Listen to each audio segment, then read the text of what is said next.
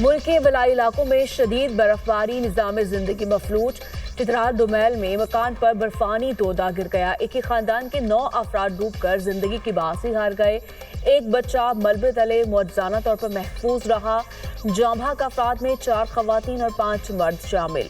पाक army, rescue और civilian अफराद की मदद से सर्च ऑपरेशन मुकम्मल। गलियात की बलाई चोटियों पर 1.5 फीट तक बर्फ पड़ चुकी। बेशतर सड़कें बंद। नथिया गली, अयूबिया, ठंडियानी में भी बर्फबारी से मौसम शदीद सर्द। एबटाबाद में राब्ता सड़कें बंद। नारान, काकान, चुगान और कोश वैली में सड़कें ब्लॉक। शहरी घरों में महसूर।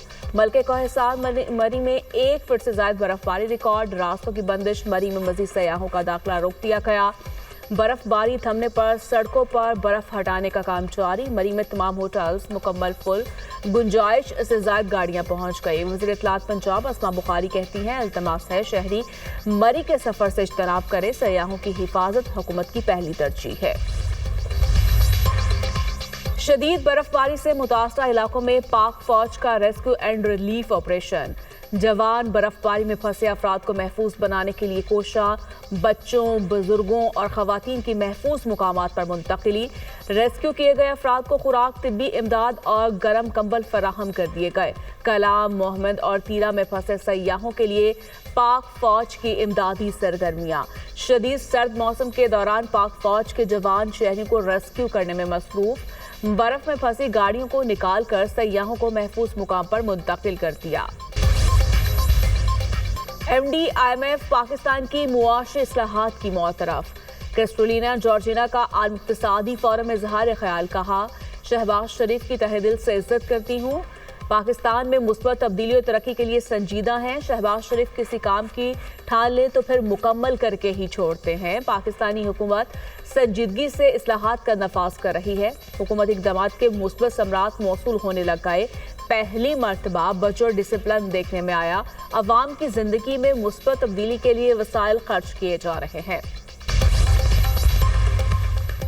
अफगानिस्तान में बरतानिया समेत नेटो के किरदार पर सदर ट्रंप का बयान खतरनाक और तौहीन आमेज करार। बरतानिया के prime minister sir Keir Starmer का सदर ट्रंप से मुआफ़ी मांगने का मुतालबा। कहा, अगर मैंने ऐसा बयान दिया होता तो यकीनन मुआफ़ी मांगता।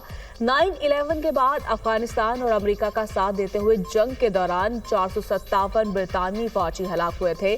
सदर ट्रंप ने दावा किया था नेटो फौजी अफगानिस्तान में जंग के दौरान फ्रंट लाइन से थोड़ा दूर रहे। अमेरिका में मुकीम बरतानिया के शहजादा हैरी भी बोल पड़े। कहा, अफगानिस्तान में दी गई नेटो फोर्सेस की कुर्बानी का एहतराम किया जाना चाहिए। मैंने भी अफगानिस्तान में फौजी खिदमत सर अंजाम दी हैं। अमेरिका ने डोनाल्ड ट्रंप के नेटो से मुतालिक बयान पर बरतानी तनकीद मुस्तरद कर दी। तर्जुमान व्हाइट हाउस का कहना है, सदर ट्रंप दुरुस्त कहते हैं। नेटो के लिए अमेरिका ने सबसे ज्यादा कुर्बानियां दी। अमेरिका ने नेटो के लिए दिगर तमाम ममालिक से ज्यादा किरदार अदा किया। कराची गुल प्लाजा का 90% हिस्सा क्लियर।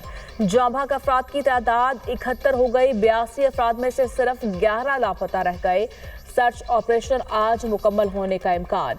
DC साउथ जावेद नबी खोसो की तस्दीक।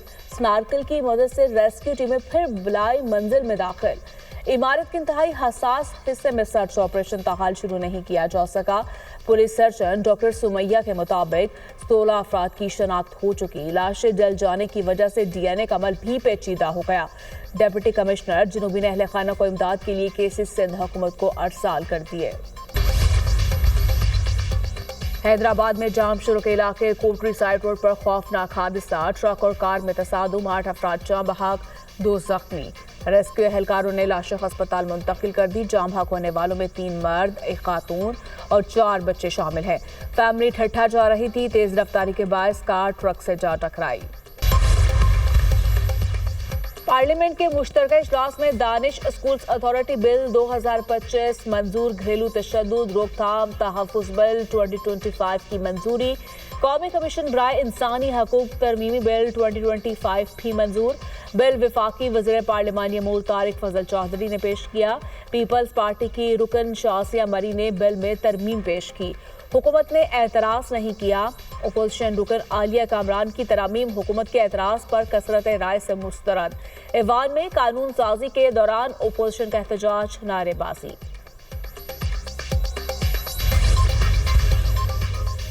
डेरा इस्माइल खान में अमन कमेटी के सरबराह नूर आलम महसूद के घर धमाका, 5 अफराद जाँ बहक, 10 से ज्यादा जख्मी हो गए। लाश और जख्मी अफराद अस्पताल मुंतकिल। पुलिस का कहना है इब्तदाई इत्तलात के मुताबिक धमाका खुदकुश लग रहा है। तहकीकात जारी है। घर में शादी की तकरीब थी। लाहौर में 6, 7 और 8 फरवरी को बसंत की मंजूरी। लाहौर रेड, येलो और ग्रीन जोन में तकसीम। 10 लाख बाइक्स पर मुफ्त सेफ्टी रॉड लगाने का फैसला। चरखी, नायलॉन और धाती डोर पर पाबंदी। 9 धागों पर मुश्तमिल डोर इस्तेमाल करने की इजाजत। 35 इंच की पतंग और 40 इंच से ज्यादा का गुड्डा नहीं उड़ाया जा सकेगा। मरियम नवाज कहती हैं ममनुआ डोर इस्तेमाल करने पर 5 साल कैद और 50 लाख रुपए तक जुर्माना होगा। गैर कानूनी तौर पर पतंगबाजी करने वाले बच्चों के सरपरस्त जिम्मेदार होंगे। सेफ्टी रॉड के बगैर बाइक चलाने पर 2000 जुर्माना होगा। बसंत के दिनों में लाहौर में 500 बसेस चला रहे हैं। सफर मुफ्त होगा। अबूधाबी में होने वाले अमेरिका की सालिसी में यूक्रेन रूस मुज़ाकरात का पहला दौर खत्म। खबर एजेंसी के मुताबिक रूस ने मकबूजा इलाके डोनबास से दस्तबरदार होने से इनकार कर दिया। रूस के सख्त मौक़िफ़ के बायस कोई पेशरफ्त न हो सकी। मुज़ाकरात का दूसरा दौर कल होगा। रूसी हुकाम के मुताबिक इलाकाई मसले के हल के बगैर किसी देर का हल की तवक्को नहीं। रूस अपने मकासद मैदानी जंग में हासिल करता रहेगा।